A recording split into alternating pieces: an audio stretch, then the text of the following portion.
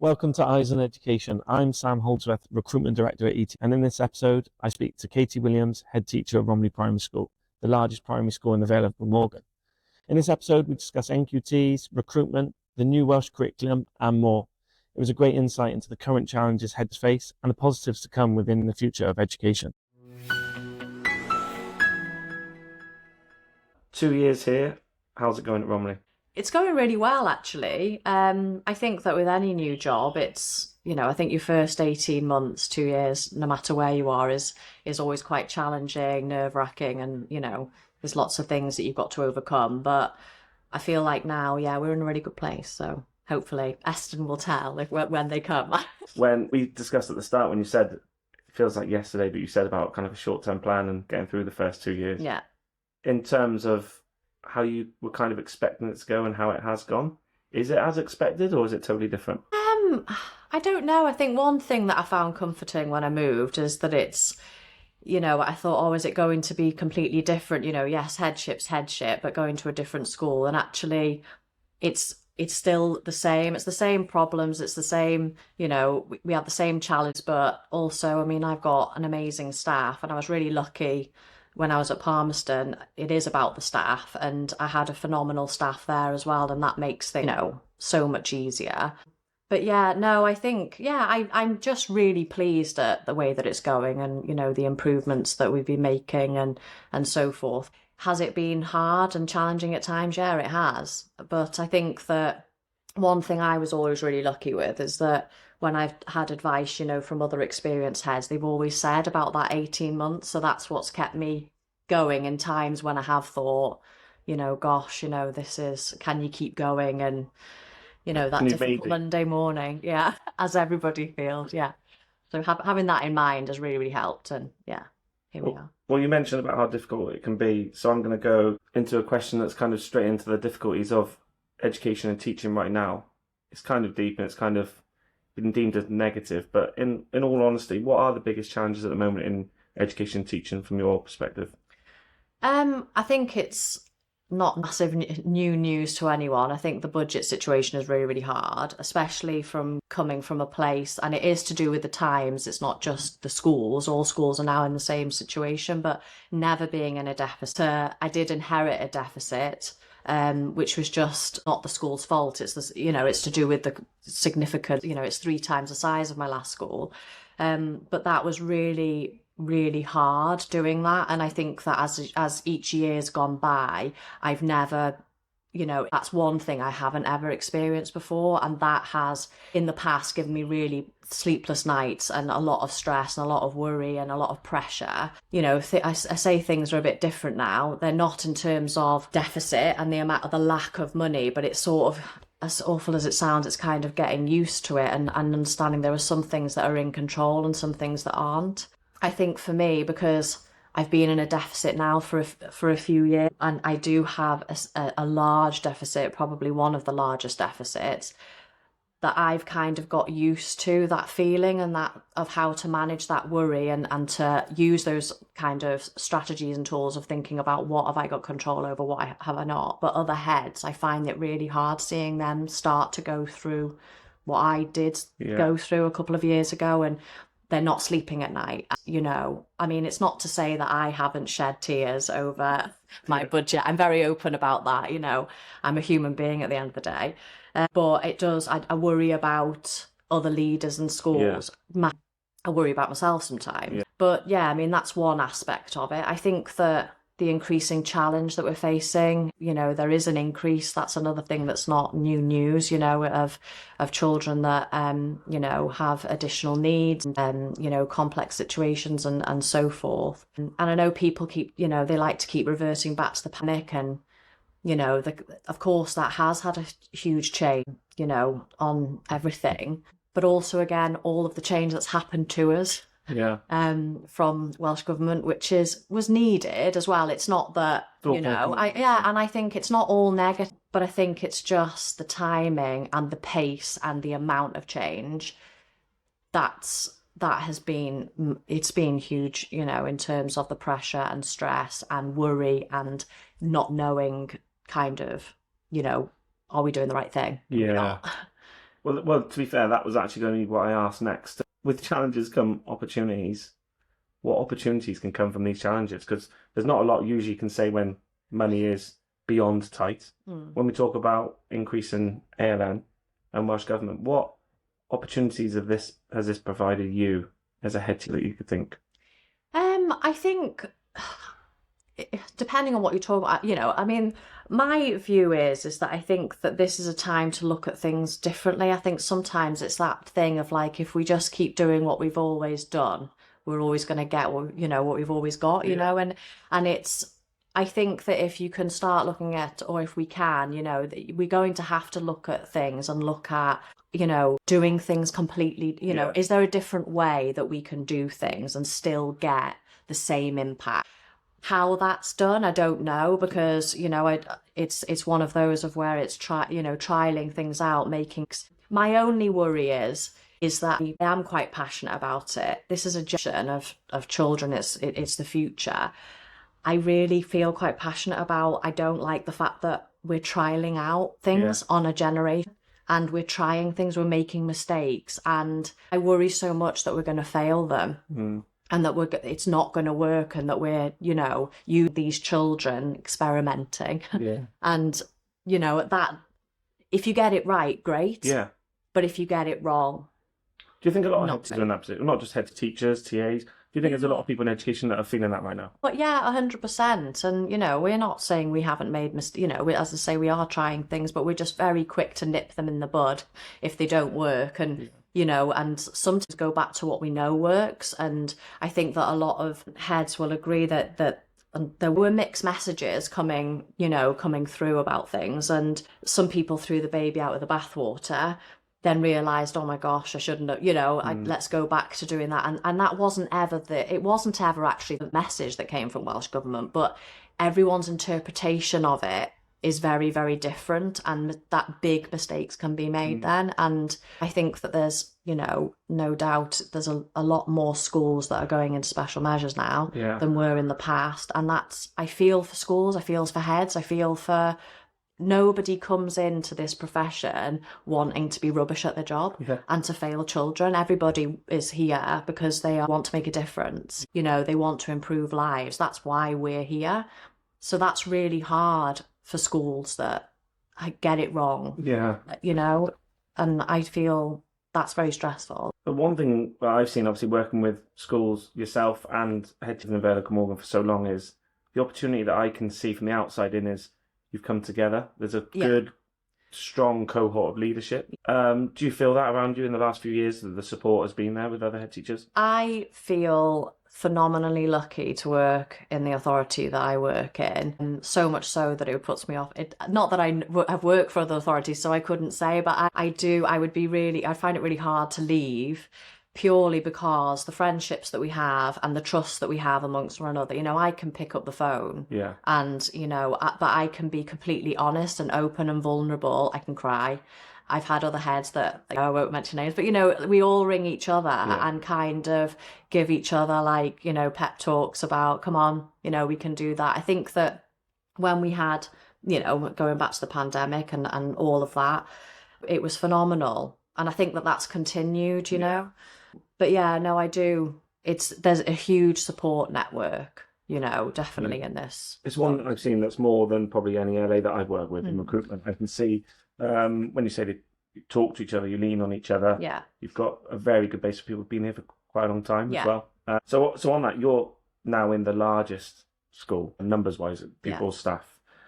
In terms of how you work with other schools in the region, there's more work now or collaboration with the high schools as well. You've had links that have been created with small clusters, is that right? Where you're working together? Do you mean within the Vale? Yeah, within. Yeah. So we have, obviously, there's two English comps. When I say the big feeders, we've got Whitmore, we've got Pencoitre, which is mainly sort of for our area, and so we feed into Whitmore. So we've got the Barry cluster where we all come together, and that's the faith schools as well, and the Welsh schools and so forth. But then we've got our clusters that feed into our own high school. So ours is the Whitmore cluster, but we've also got different ones. So yeah, it's working in different ways, and I mean our cluster is very close as and works very well together, as does I know the other clusters. But yeah, we do a lot of, I think there's a lot more of a closer links with the comps. Yeah. And again, that comes down to relationship. It comes down to, friendship, I suppose, as well in some ways. And again, being able to be open and honest and pick the phone up. And it's having the same vision as well. Yeah. As, as the comp that you're working with. And, and visions are different in different schools. And that's great too, you know. So yeah, no, we work. It's going well. It is going really well, and it's a lot better, I think, than it was quite a few years ago. It was seen to be not non-existent, because I'm not in it, but from the outside in, I hadn't heard as much about it until post-pandemic, really, where it kind of like came up. Again, I think it's that shared vision. I have a good relationship with the head teacher in Whitmore. We talk very much, as do all of the primaries, but we talk very much about that idea of cradle to career. Yeah, that's a far better way of looking at it than, of course, the old, primary. Then we'll teach them proper in secondary. You saying that doesn't exist now? Well, I think that it's more to do with, for instance, we are actually going up to Whitmore, and that's the leadership team going up to Whitmore, as well as the teachers going to Whitmore, as well as the TLRs. But Whitmore are actually coming to us more, and for example, I mean, I'm going to Whitmore this afternoon. They've been running professional development for my aspiring TLR, so I'm going to go and watch them, and they're going to present, and it's very much together. But then I've got Whitmore coming tomorrow to come and look at our teaching, not to tell us how to teach, but to almost have a look at how we deliver things and the routines and expectations we have in our school, but quite rightly as well, to give us any pointers, if there's any pointers. It just means that it's not so much of a shock, when they go over to the comp, what do the comps want? What are the basic things that they want from us? Even if it's just a case of, we want them to be able to know to bring a pencil case. I know it's silly things, that they need to know, and they need to look after their belongings. It's not just always about, we want them to, have a reading age of 17 years. Yeah. I don't know this, is it totally different from school to school around in this area? We've got 4 or 5 schools in a close proximity. Are you kind of all on the same page in the way you teach? Is it totally different? As we've got the new curriculum now, which is, I'm not savvy of all of it, but it's kind of allowing teachers to do a little bit more, as in go off script a little bit. Is that right? I think that every head has, quite rightly, has their own sort of, way that they run their school and whatnot, and how they envisage the curriculum being delivered. But I think that there's no doubt that everybody focuses on, if you focus on excellent teaching, it doesn't matter what curriculum you deliver. Undoubtedly, an excellent teacher will deliver a bad curriculum better than a bad teacher delivering a good curriculum. Yeah. I think that is one shared thing that we all have. But what that looks like, it doesn't really, as long as there's learning happening, and we're all, again, just sort of finding our own way. And I'll be honest with you, there's some heads that are better at things than I am. Maybe I'm better at, or my passion is something that, or expertise and knowledge is different. And we kind of, go and look at good practice with each other. Really. Yeah, which is good. And do you see many differences, apart from the obvious of the side of the school, but any differences in the teaching style from Palmerston to Romilly? In terms of, you've had 2 different groups of staff now. Have you kind of bought the stamp that you had there, maybe at Palmerston, and bought it here? Or have you changed the way you are with your staff here to suit the needs of the children in the area? I think that I was, again, I was really, really lucky with Palmerston. The staff, again, they were phenomenal. They were, I'd spent a long time there. I'm trying to think how long I was there now. It's been at least 6. It was 7, 8 years, possibly. Oh no, am I right? I'm trying to think. It feels like more, but yeah, I think it was quite. Yeah, it was quite a while that I was there, and we went on our journey ourselves. It was, well, say it was 7 years. 7 years is, a huge journey. It wasn't, it was very different when I left than the school that I got to. Don't get me wrong, I'll be honest. I think I was a bit naive when I came here, because I thought, I know, I'll do exactly what you said. I'll pick up what I did there and I'll bring it here. And the staff weren't ready for it. Not because they were still phenomenal staff, but they'd been under a different leadership, different, this is the way that they do it here at Romilly.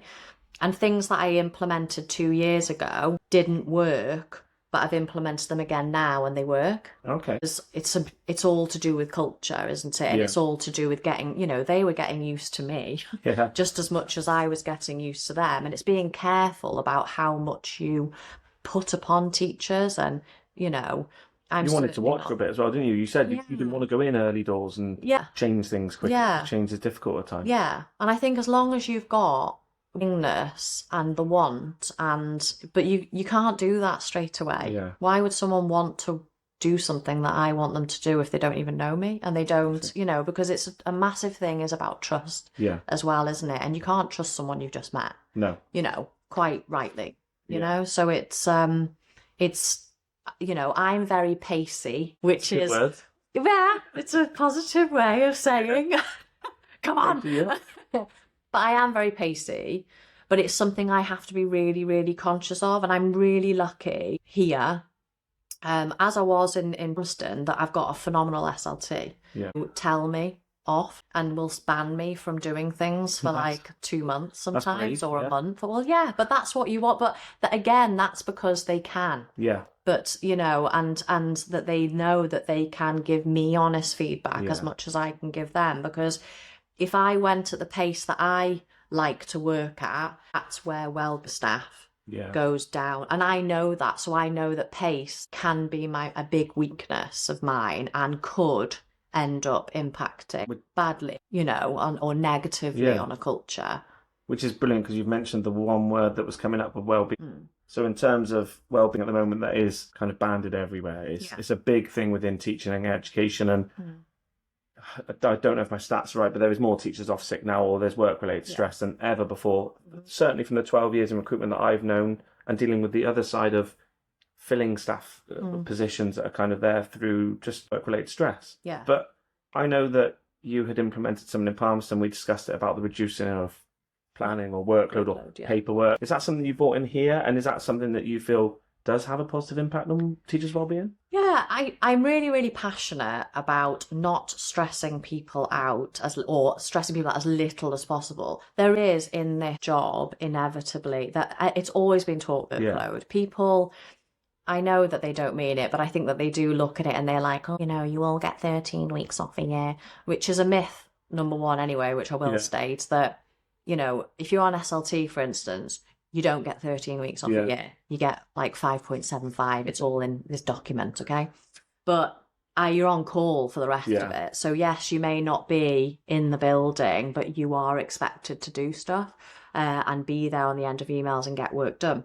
But the fact is that you're fitting in, getting rid of those 13 weeks, you're fitting all of that into a shorter time, the workload. And whereas workload used to be, most of your workload used to be planning and it used to be marking, it's tenfold that now. That's almost like a tiny part of it.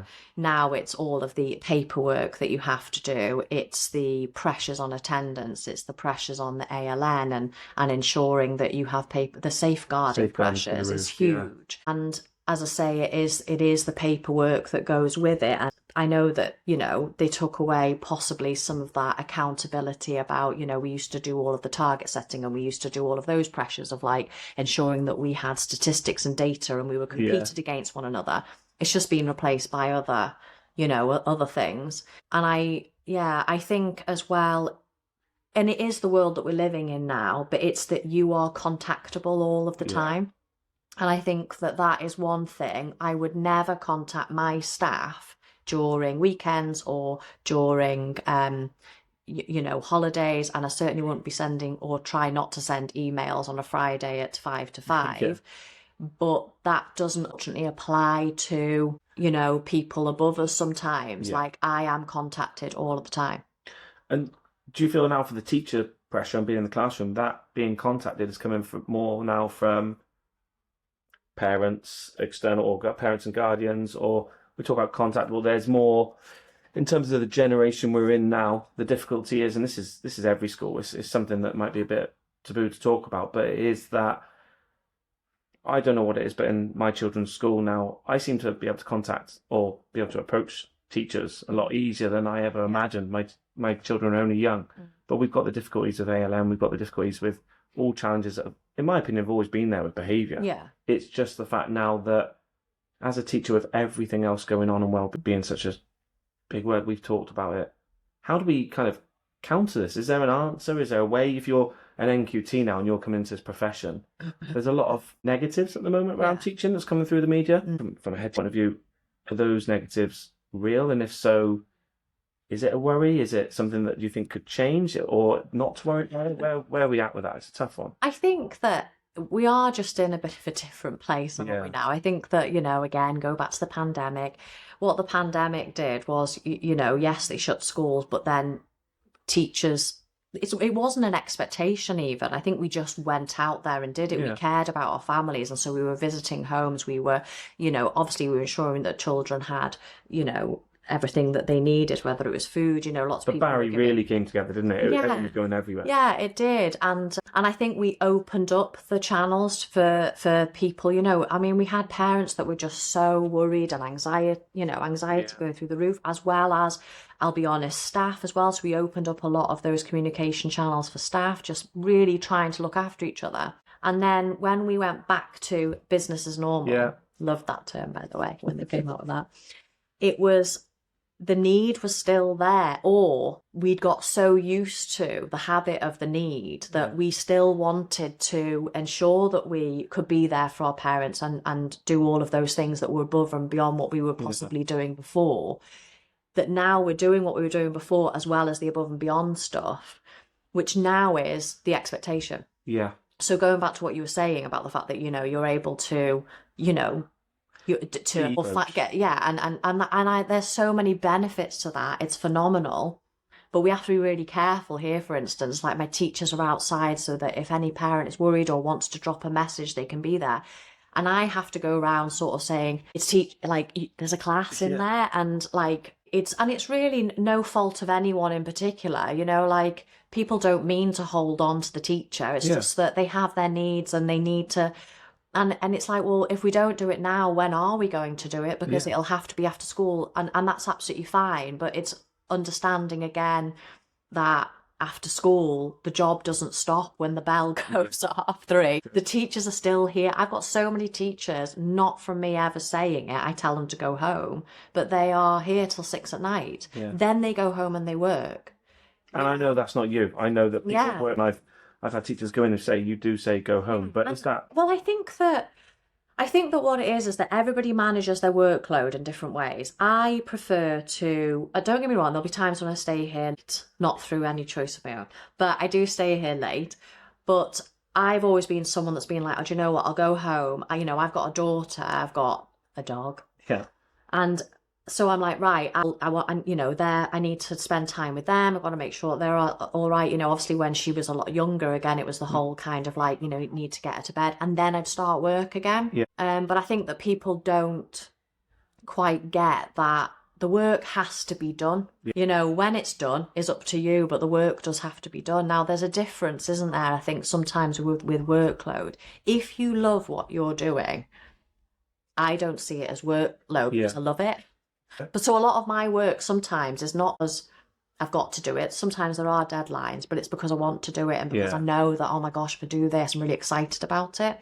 But I do think sometimes with teachers, they can get very bogged down with also interpretation of what they are expected to do, the marking. Yeah.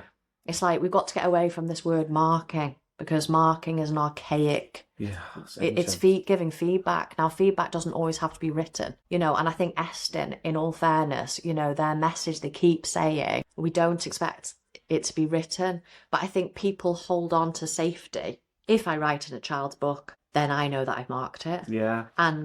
But actually, all that matters is the impact. Well, so Eston, you've inspected schools. That's not what's expected of them. Because if I'm going through my PGCE now and I'm coming through to be a teacher, I would genuinely just believe that is. Yeah. If you hadn't told me that, I would have thought marking is in a book. So that's not full It's expectation. not the full expectation. Okay. I think what you've got to be careful about, and Sarah Case and Palmerston and I obviously did a lot of work with Estin and the 4 consortia about it, is that you've got to go through the painful process first, which is why NQT, it's really, really difficult because it's like me, any 18 months of, a new beginning. It's really, really hard that you go through the painful process. So you can't really go to verbal feedback if you don't know how to give quality feedback. Sometimes the best way to do it is learn how to write quality feedback first. But it's not just about giving the feedback. The feedback means nothing unless the child has read it or understood it and acted upon it. And that's the bit people miss out. But that's why I suppose people cling on to the written. I've got to mark every single book. Things have to get worse a bit sometimes before they get better. Because once it starts flowing off the tip of your tongue. But if I came here and said, do you know what, we're getting rid of marking, we're getting rid of written feedback, it would be a disaster. It's not to say that it's not relevant sometimes. Sometimes it is relevant.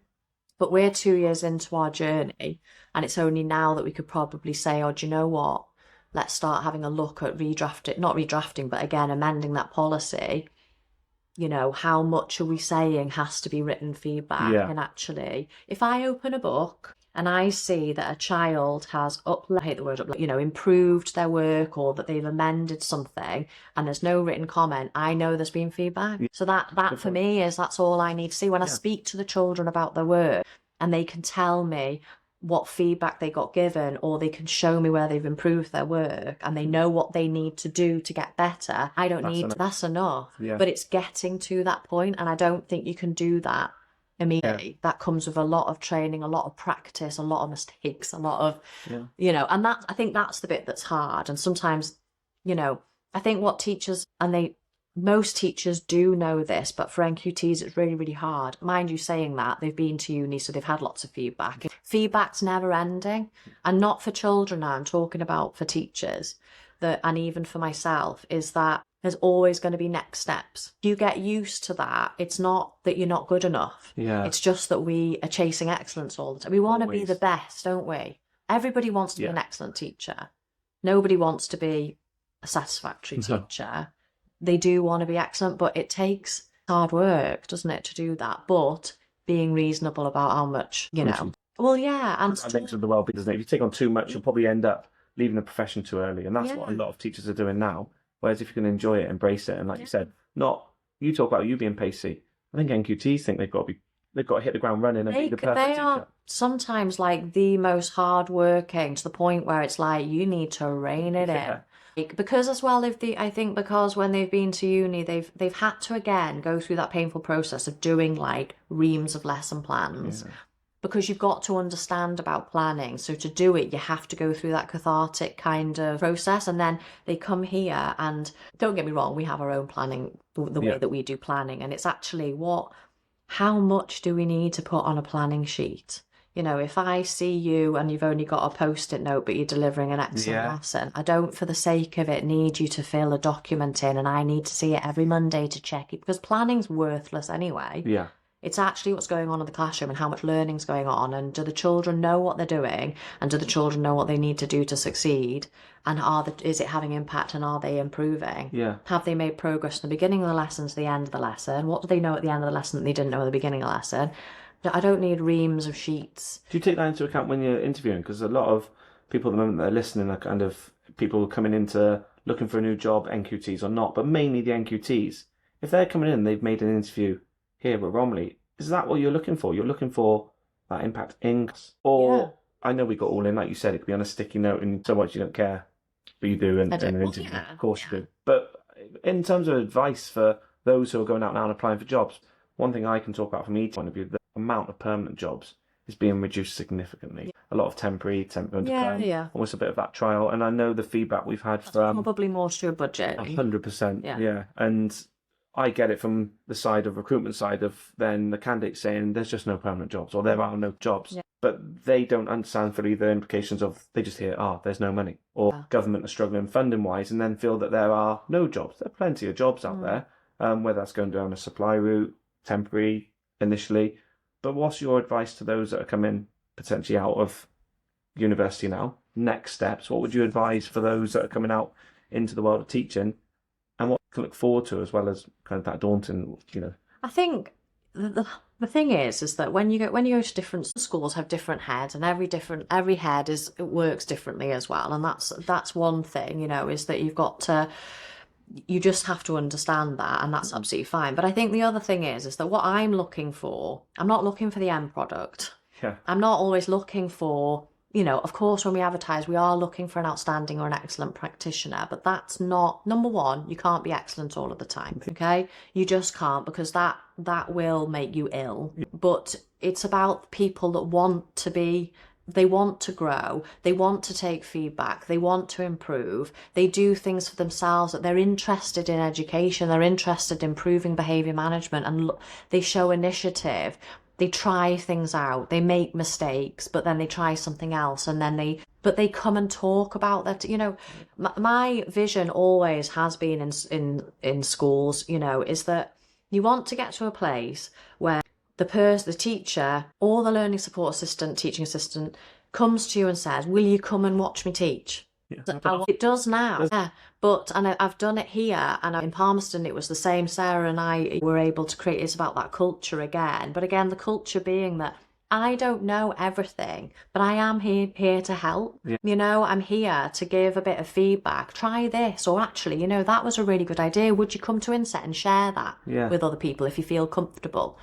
So again, it's just that. But getting there, it is really difficult. It's getting out of your comfort zone. But if I employ somebody who wants to learn and wants to get better and wants to improve, it's not about I want someone that wants to be a head one day or wants to lead a subject. Obviously, leading a subject, great. Yeah.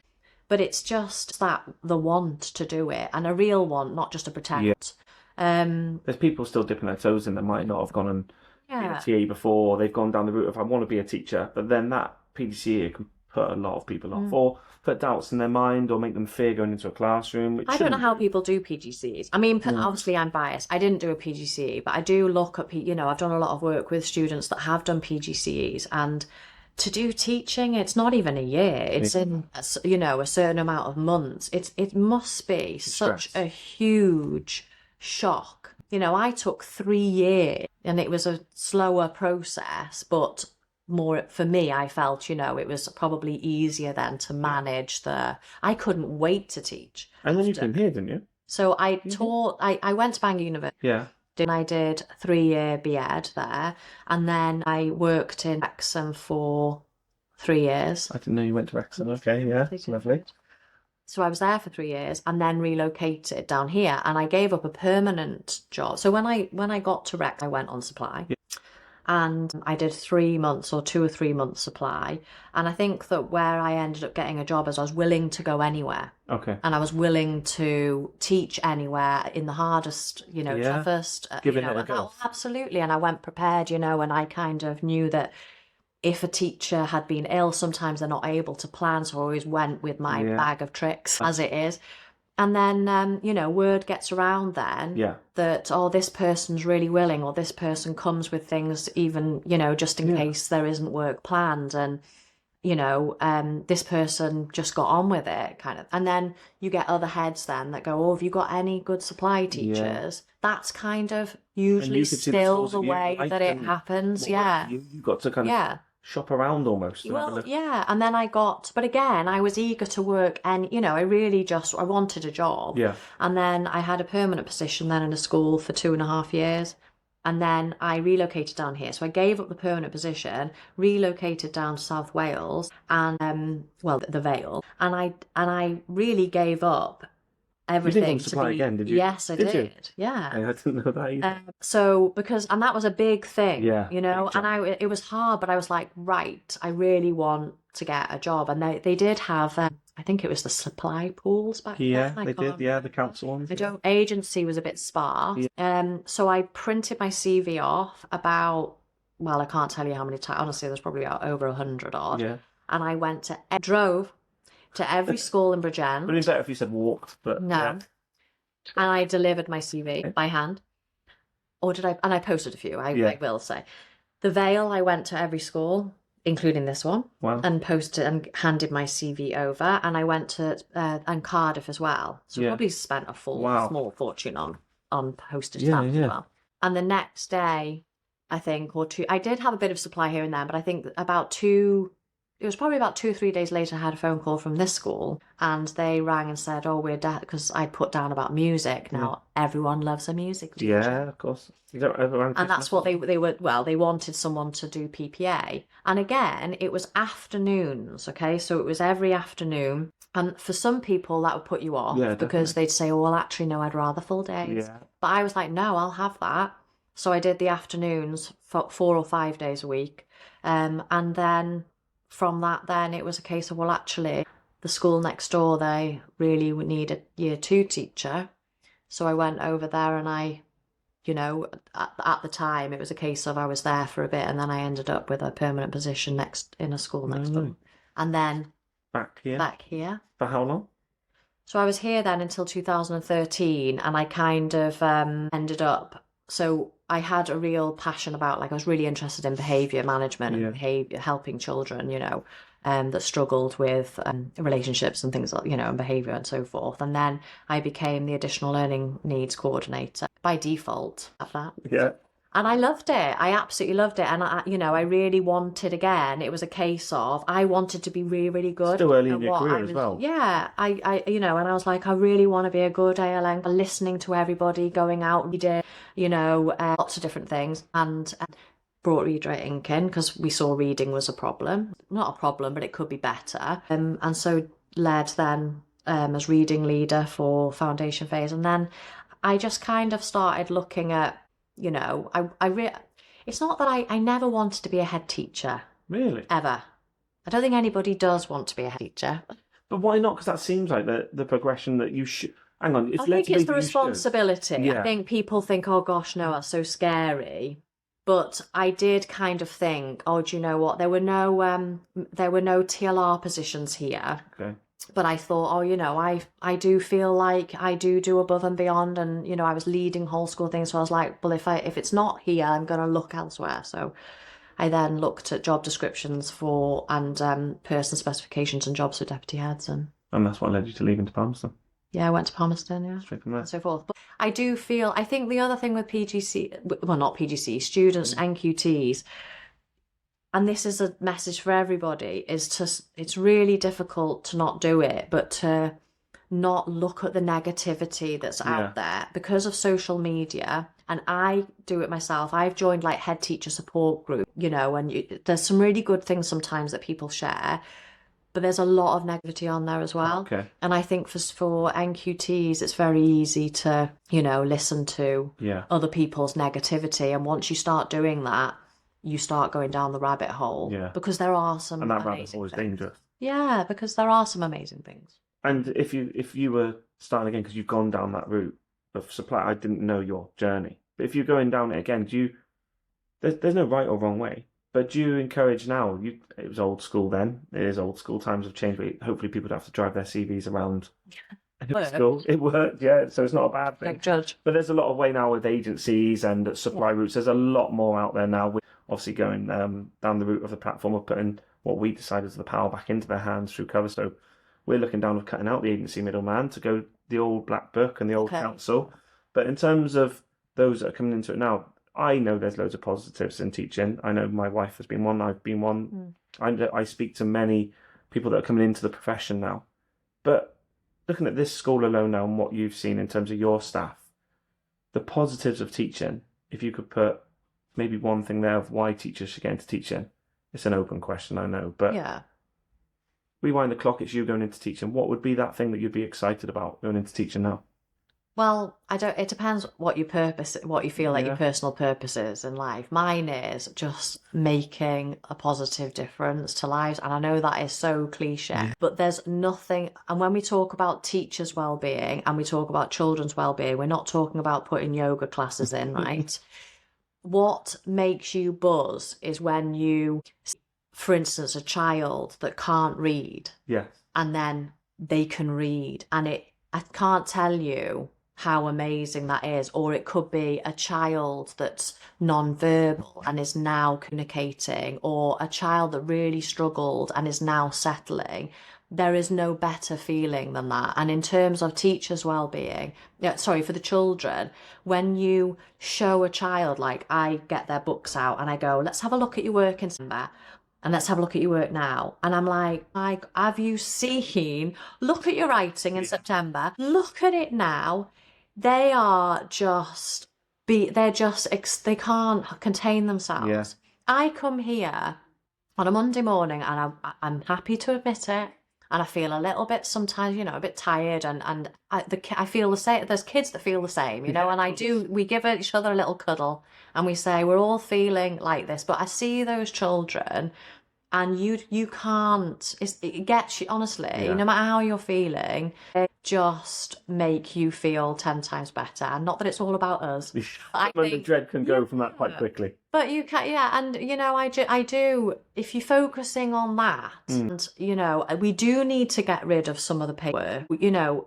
Lot. We do need to manage the expectations, and that's my job. And it is a hard job, but we've got to be saying we cannot do it all. The job's impossible. Yeah. And if you say that to yourself, you're all right, okay? Because it is impossible, and anyone out there that makes it possible needs to leave, because it's a danger to us all.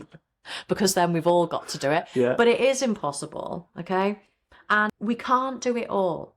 You can't improve attendance and improve behaviour at the same time, right? You just can't. And I think there's some things, if you start learning to accept those things, then it makes it easier. But it is the kids, the children, you've got to just... If you focus on that, that's why you are here. And you're not here, to just play all day. Yeah. But you're here to make a difference and to have impact, and to get these children to be able to do something that they couldn't, and being able to get them to do that, and the progress that they make. That's what, if you focus on that, and that's what makes you buzz. Well, it leads me to the last question, which I ask everyone. I say everyone, the 4 people that I've done this with so far. Lucky number. This would be interesting to see after what you said. What is your proudest moment to date in your career? That I know. Massively on the spot. Now you can't play the children. You've got to go for something now that's linked in with what you've said, really. Gosh, my proudest moment. God, I don't know. Are you going to say teaching a child how to read or write, or are you going to say gaining headship? I don't know about that.